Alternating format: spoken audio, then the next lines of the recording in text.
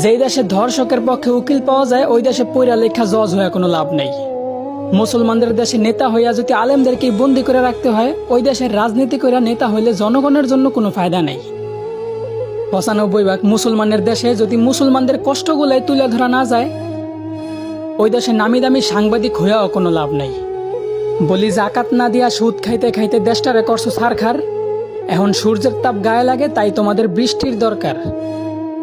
আলেমদেরকে বন্দি করে আবার আলেমদের মাধ্যমে আল্লাহর কাছে বৃষ্টি কামনা করলা। বিষয়টা এমন হইল না যে কোনো এক ফল গাছের গোড়া কাইটা ফালাইয়া সেই গাছ থেকেই আবার ফলের আশা করলা।